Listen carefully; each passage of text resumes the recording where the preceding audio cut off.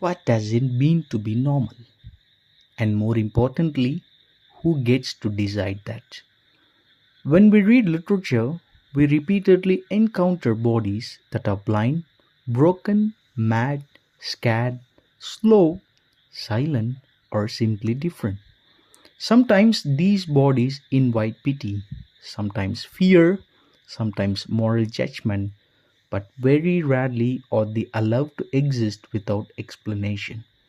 This is where disability studies enters the conversation.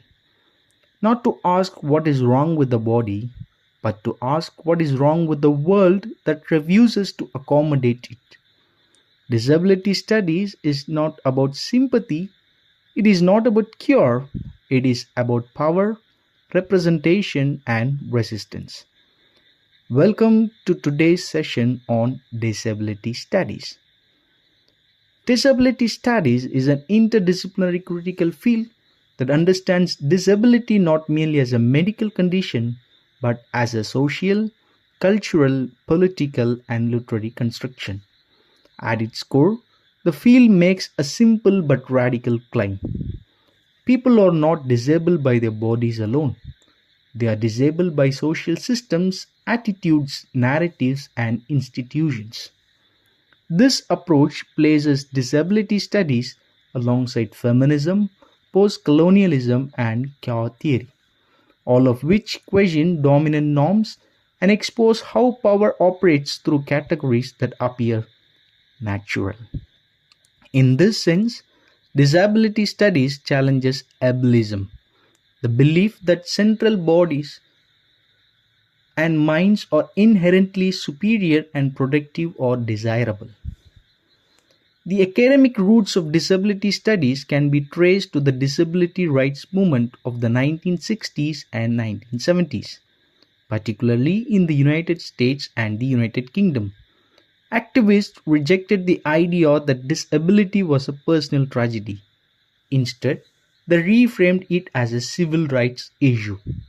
This shift led to a landmark legal frameworks such as the Americans with Disabilities Act, which recognized that discrimination often lies not in impairment itself but in how society responds to it.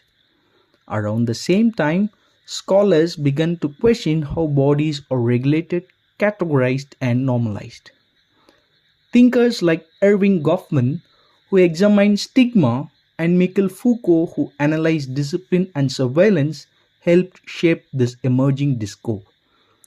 But the most significant conceptual breakthrough came with the distinction between two models of disability.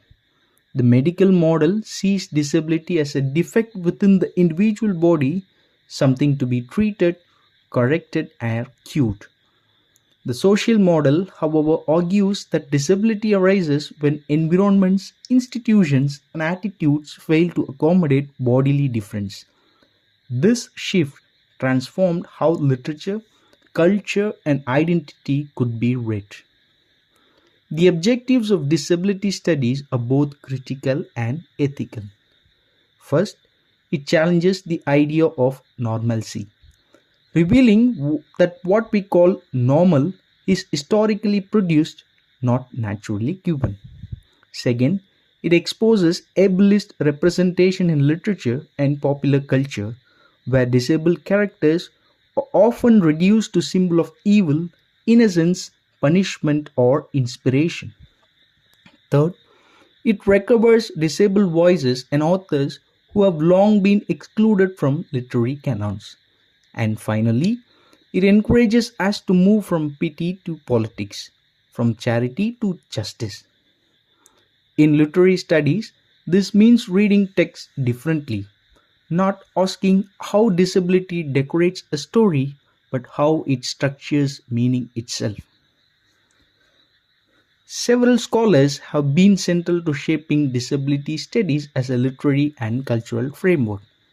Leonard J. Davis argues that the concept of normal body emerged alongside statistics and industrial capitalism. Rosemary Garland Thompson introduces the idea of normage, the invisible standard body against which all others are judged. Simi Linton frames disability as a political identity rather than a medical diagnosis. Tobin Siebers critiqued the ideology of ability that equates value with productivity. And David Mitchell and Sharon Schneider developed the influential concept of narrative prosthesis, where disability is used as a storytelling device to propel plot or evoke emotion. These theories allow us to approach literary text with new critical depth. To see how disability studies works in practice, let us turn to a single powerful text. William Faulkner's The Sound and the Fury.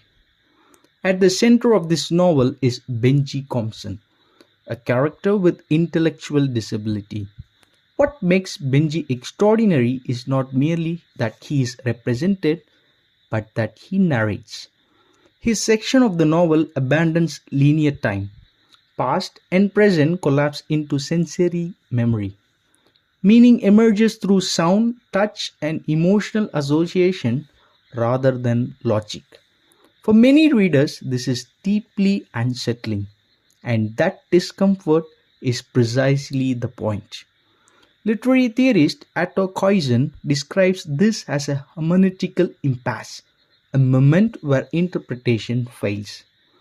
The reader can no longer rely on conventional narrative expectation. Instead, the reader must enter a non-normative cognitive world. Here, this ability is not metaphor, it is form. Benji's disability shapes narrative time, language, and perception itself. The novel refuses cure, it refuses moral explanation, and in doing so, it exposes how social neglect, not impairment, is the real tragedy. Contemporary disability studies continue to evolve in exciting directions. It increasingly emphasizes intersectionality, examining how disability intersects with race, gender, class, sexuality, and post-colonial identity. The field has also embraced neurodiversity, challenging deficit-based understanding of autism and cognitive difference. Digital media, film, gaming, and artificial intelligence are now key areas of inquiry, particularly around accessibility and representation. There is also a growing focus on global South and post-colonial disability studies, which question Western assumptions about care, productivity, and embodiment. Finally, frameworks such as CRIP theory reimagine disability not as limitation but as a site of resistance and creative possibility. Finally, disability studies ultimately ask us to rethink literature itself. What if meaning does not require coherence? What if value does not depend on productivity? What if difference is not deviation but knowledge? When we read disability, we do not simply study bodies, we study the ethics of interpretation. And perhaps in doing so, we learn not how to fix bodies, but how to fix the stories we tell about them. Thank you for your participation and wonderful listening.